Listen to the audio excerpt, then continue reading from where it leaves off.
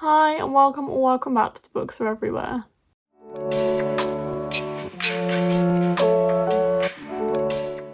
So it is Monday morning, it is the start of another weekly reading vlog. It is a busy week and it's actually my last week at uni, in my degree. I'm not going to say ever because I might do a post-grad at some point, but it is my last week of my degree that I'm currently doing, which is crazy. I've been in education obviously my entire life. Coming out of uni will be a massive thing, but I'm excited as well to be honestly just have a break for a bit and not have to do work when I get home every day. But it'll be nice to have to be able to do that and to have a little bit of time to myself for a change. But I will also be really sad to leave my university behind. I have really enjoyed my time there when I have been there throughout the pandemic. But anyway, that's not what we're here to talk about. We're here to talk about reading. I am currently reading a couple of books. I am reading What Time Is Love by Holly Williams, which I have packed, so I won't be telling you about that right now. And I'm also reading Sorrow and Bliss by Meg Mason, which I will tell you about. I've been listening to the audiobook of this since Saturday morning, and I am going to finish it today. It's Monday. I will probably finish it today because I've been listening to it a lot. And I have really enjoyed this book. It is basically following a woman called Martha throughout her kind of teenage years into her 30s, so probably over a period of about 20 years, at least so far in the book, as she kind of goes through difficulties with her mental health and how that affects her life and what goes on in her life. So it has been really, really interesting. There is a mental health condition featured within this book that is just named X in the audiobook and dash in the book. I only knew this because at the start of the audiobook they say that there is a note to kind of explain what they've done there to make it easier to kind of narrate. And it's just really fascinating, and I feel like I just want to share some thoughts on this because I probably won't update you for a few days when I actually finish this. So although I am probably around here, I am close to the end, I thought I'd give you kind of not my final thoughts and feelings, but a lot of my thoughts and feelings on this now. I've really enjoyed the book. I really enjoyed kind of what it represents, and I do have a lot of sympathy for Martha, although sometimes she is not unlikable but difficult. A lot of that is because of her mental illness. Obviously she's gone through her life not knowing what she's kind of suffering with, and then she's finally diagnosed with something that feels right and fits kind of her family history and things like that towards the end of the book, and that is where I've got to now. I don't think this is necessarily a spoiler, especially because at the start of the audiobook it did say there was an author's note about it, but I don't know how I feel about this. I think I know what the illness is. Personally, I think it's schizophrenia, but I feel like it literally talks in the book about how there is a lot of common misconceptions about this diagnosis and this illness, and that people don't really understand what it means and how kind of it affects people. So I feel like if the author's got this understanding that there is kind of a misunderstanding of it. There is a much better word, but I can't think of it right now, but I'm sure you guys know what I mean. Taboo, there's a taboo around it, right? Then why would you not name it? I feel like it's not really doing that much for raising awareness if you're not going to name the illness that you're talking about. And it literally talks in the book about how there's a taboo around this illness. So I don't know how I feel about that, but I do also completely understand why this book is so kind of highly raved about, because I also think that the author's done something really clever with talking about this illness in terms of it being very undiagnosed for the majority of the main character's life to date, and then leaving it unnamed, because then I think a lot of people will be able to see parts of themselves in how this character's kind of reacted to having this mental illness. So I don't really know whether it's a good thing or a bad thing. There's something in my head that I'm I can see the positives, but I can also see this kind of negative, that if there is this taboo, then shouldn't we be talking about it rather than kind of not talking about it and not naming it? But I don't know, I feel like I have mixed opinions, as you can tell. It's really interesting though. I do really like the way it's written. I'm glad I've been reading the audiobook because it has been really, really good to read, and I would recommend it if you wanted to pick this up. But yeah, I have really enjoyed the book. I think there's just something there that's a point of contention for me because I don't know exactly where I stand with that. But I imagine it will turn out to be a 4-star. And if you do like things like Ghost by Dolly Alderton, I would recommend it. It is darker than that. But it just gives kind of another perspective to a woman in her 30s, and also like it's about relationships and motherhood as well, which is really interesting, and I've liked that side of it. So yeah, there's a lot I like. It is also darkly funny, but like actually funny. I do really like that about it. And I would say easy to read, but that's hard for me to judge because I'm reading the audiobook, but I have really liked the audiobook. So yeah, I'm gonna say tentatively 4 out of 5 stars. I'm sure I will update you if that changes when I have finished it. And yeah, I'm going to hopefully finish this today. But for now, I'm gonna head off, go to uni, get some work done, have a class, things like that, and then go to Mark's for the next few days. So yes, I will speak to you soon.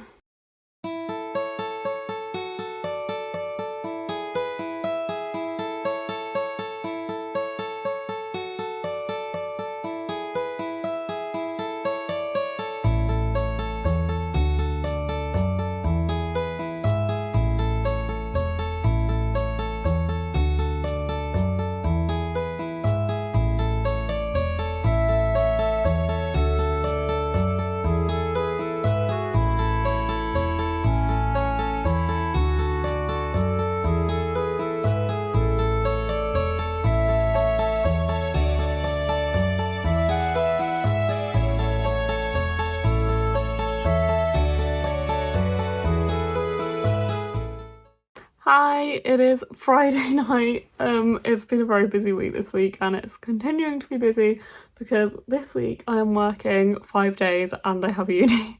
So I literally don't have any days off this week. So yes, I have finished uni now. I had my last class yesterday, so after this week things will get a little bit calmer hopefully. And I'll have a little bit more time. I still have assignments and stuff, and I'll still be going in a little bit to work, but I am done with classes, so I will have a couple of days where I don't have to go into uni for classes. So yes, that's exciting. And then I've been working today and other days and tomorrow and Sunday. So it's a busy week, but I'm going to try and remember to update you the next 2 nights because I do want to still vlog, but hopefully my vlogs will get a bit better in the coming weeks when I have a little bit more time. But anyway, updates on what I've been reading. I am still reading What Time Is Love by Holly Williams, which I can't remember anything I've said in this vlog so far, but this follows 2 people who meet when they are 20, but they meet in like different years. So it starts off in the 40s, and then it's kind of every 10 years-ish from that. So it's like the 40s, the 60s and the 80s, I think. Currently in the 80s, which is the last one. Well, this going into the 90s now. And it's essentially how like their relationship doesn't work out. Will it work? Like when will it work out, essentially? So it's like a, not time travel, but kind of like alternate universe type thing, I guess. Because they just keep like being reborn in these different years, and then you see them 20 years later when they're 20, and whether it works or not. I have enjoyed this. I think it has been quite slow and very near the end. I'll hopefully finish it tonight, but I do really like them as a pair, and I really like their relationship. There was quite a questionable sentence in here. I think it was this page. Yeah, okay, it was this. And I feel like this has come up a few times in the sense of like there has been a few questionable sentences, but I've put it down to the time period it's set in. But this one I was like, I had to read it a few times. It says, so they're in the late 80s, early 90s. 1989, they're at a rave, an illegal rave, and I think it's an illegal rave. And it says, the groping was rampant and indistinguishable, as much a normal part of any night out for the men as getting into fights and punching their own mates, which looking back was also a strange pastime. Yet all the girls wore clothing that made such groping easier. Tight tube skirts and mini dresses, sparkly ruffly bits helping to draw the eyes to the flesh within. Why did we do that? Wondered Vi. Why would you write that? Like, what? Why? Why? I'm trying to not let it put me off the entire book. But I know obviously sometimes these sentences happen and you're like, is this a reflection of like, what is this a reflection of? Are we meant to not like character? I just don't really know why, because Vi throughout this book in every period has been quite a feminist and has been quite kind of like brave. It just kind of shocked me that like the author would write that into her character, because it doesn't really fit with like what she's said in other decades and stuff. I don't really know, but I am enjoying this. But there's a few things that have made me be a bit like, oh, it's very slow and like there's these weird things happening. And I also just feel like I can't really get behind the couple because I kind of know that it's not going to work out, especially not until like the last bit, because why would there then be a 2 and a 3, if that makes sense? So yeah, mixed feelings, but I have enjoyed it. I'm also reading That Green-Eyed Girl, which is a new audiobook that I've picked up, which I'm really enjoying, because I finished my audiobook for Sorrow and Bliss, which I actually really liked. This was really good. I think it's probably going to be a 4.5 star. It follows a woman called Martha. I think I briefly talked about this earlier in the week. Essentially follows her from when she's she's not diagnosed, but she starts having symptoms in her teens, and then follows her into, I think, her 40s, like early 40s. And essentially it's about her going through life with this mental illness, and kind of trying to get diagnosed throughout her life, and also kind of how she gets married and her like family and friends and things like that.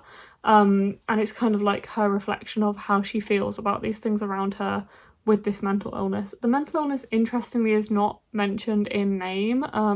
It's always referred to as either a dash or an X in the audiobook, which is very interesting. I'm not sure quite how I feel about it, which I think I might have talked in a vlog about before. I definitely feel like I've said this already.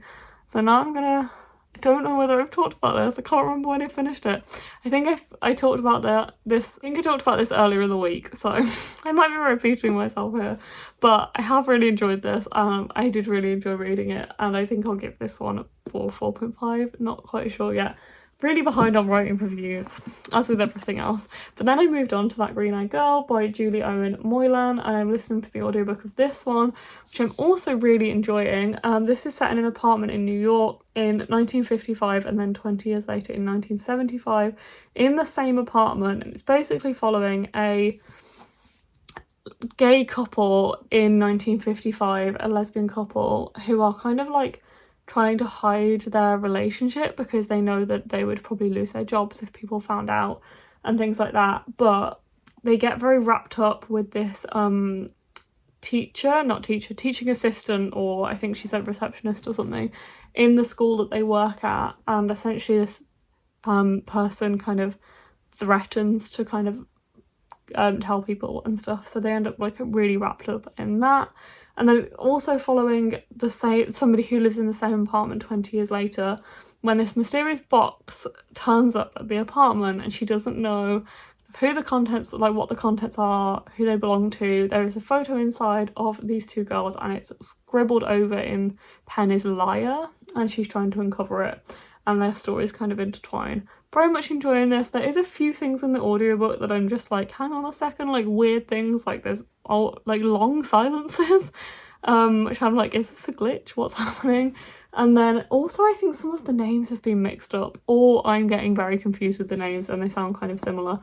But I am really enjoying this, and I don't know how far through I am, but I imagine I will finish it by the end of this vlog, so I'll tell you more about it. I also picked up a few books today. I picked up Dangerous Remedy by Dunn, which I've wanted for a while. I wanted to get before going to Yelk because the author is going to be at Yelk, and I've heard really good things about this series. So I picked up that one, and I picked up All the Light We Cannot See. This is a second-hand copy, and it's in really good condition though, apart from this coffee ring on the front. But I am excited to read this one. I've wanted to read it for a very long time. It's just one of those books that I feel like is very daunting, and I don't know when I'll get to it, but I picked those up today. But I'm going to go now, and I'll speak to you tomorrow. Hi, it's Saturday, and I am here with an update. I finished a book last night. I finished What Time Is Love by Holly Williams, and I did really enjoy this. I feel like the only weird thing about it was the structure was just a little strange, because I think, like I said last night, I just felt like it was a bit predictable, because you kind of knew that they were going to only work out at the end of this book, because why would there be more times if they worked out? So I guess it all kind of hung on the end, and therefore it felt like it took a while to get to the end, because I just didn't know. I mean, I genuinely didn't know if it was going to end on sadness, because we had like a lot of kind of like sadness throughout the book. But I felt like it was quite predictable about where it would go. But I did enjoy it. It was really good. I really liked the characters. I was rooting for them. It did make me emotional. It made me tear up in places.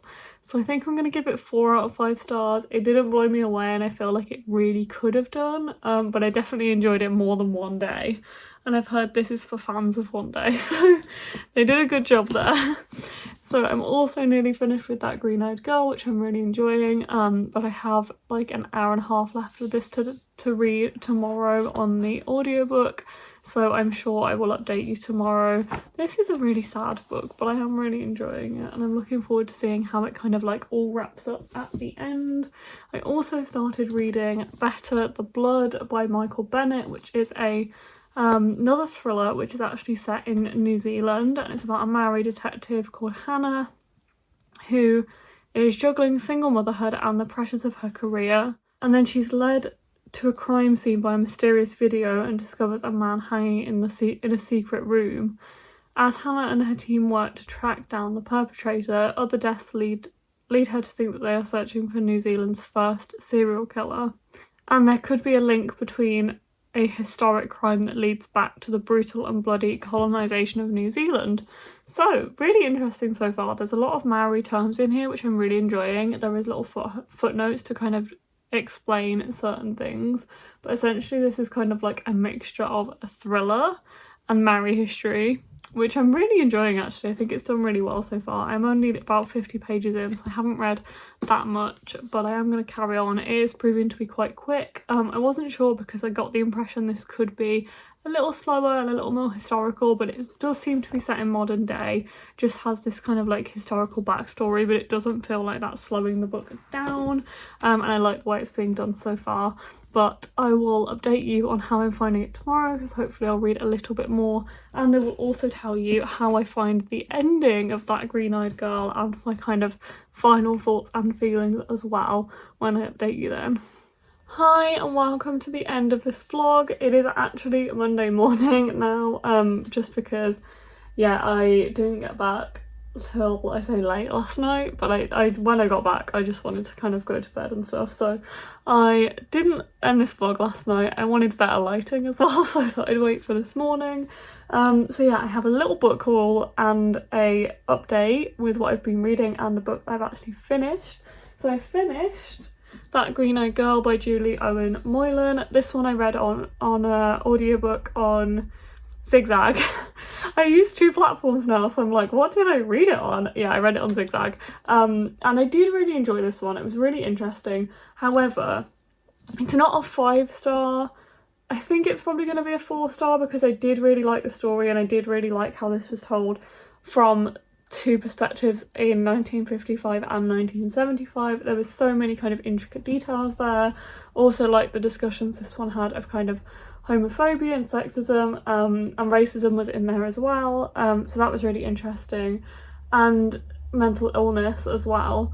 But the thing that I didn't like about this book is there was an undertone of like immaturity, especially the narrator that's in 1975 is only 16, so obviously that is kind of going to come across a bit, but because of that I just felt like I couldn't really relate to her, and her dialogue and actually the dialogue throughout felt kind of really stilted and unnatural.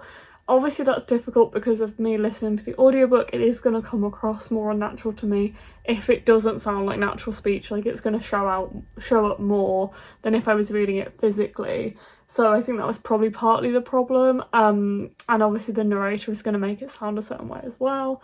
But yeah, some of the narration and some of the kind of discussions that were had in her chapters did let it down a little bit in my opinion, but I did still really enjoy this. I thought this was a really interesting concept. It did like make me think about the book, and I did want to read on as well. So yeah, did enjoy it. I think I'm gonna give it 4 stars, but not a new favourite, which I feel like is what all of the books are that I've read recently are. Like, I liked it, it was good, but it's not a new favourite. I haven't had a 5-star read in quite a while, but I feel. But yeah, I did still like this one, and I would recommend it if it sounds like something you're interested in. I don't know how it would be to read physically. I imagine it'd be quite a quick one, but yeah, I did read it on audiobook. I am also still reading Better the Blood by Michael Bennett. I am not far through, but this is intriguing me. It is making me want to read on, and I am enjoying it more than I expected to. I felt like this one might not be exactly for me. I was a bit unsure about it. But I am enjoying it so far, and it is quicker than I expected because it's in modern day, whereas I thought it'd be more historical, but I don't have much to say on that one so far. So let's get into the little book haul. So firstly, we have these absolutely beautiful things, which are, unsurprisingly, another edition of Adilaru. So I think I have 15, and then this one makes 16 or 17 depending on how you count it. These are the Japanese editions of Adilaru, which is set into 2 volumes in these editions. So it is just the one book, but it's in 2 volumes. And they are absolutely beautiful. I think this is book 1 and this is book 2 because they do have the sections inside them, and they do have the English numbers, characters on the top. So yeah, this one starts from like part 4. So they are just so so pretty, so pretty. I love them. I love the formatting, and also under the dust jackets of them, they're red and or like pink and green, and it says The Invisible Life of Adilaru. It's just so beautiful. I just absolutely love them. Thank you to Jo for getting me these. I did pay for them, but she helped me get them because she ordered some for herself and asked if I wanted some too. So thank you, Jo. And also thank you to Jo and to her daughter for figuring out which ones this was, like what the Japanese version of this was and how to get it because I would have been quite lost. So yeah, thank you to them both for helping me get these. They sit next to my TV at the moment because I don't have much space, but they are in close proximity to where my Addie shelf is. I also picked up Only on the Weekends by Dean Atta. This is one I wanted to read anyway, but I might have not bought it straight away necessarily, but this author is going to be at Yelk this year, so I'm very excited for that.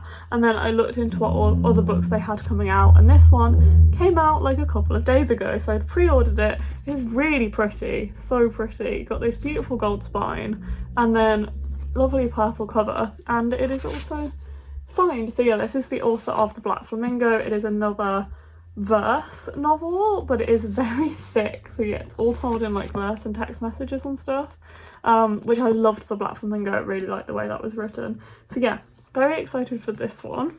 I also picked up a copy of Twin Crowns.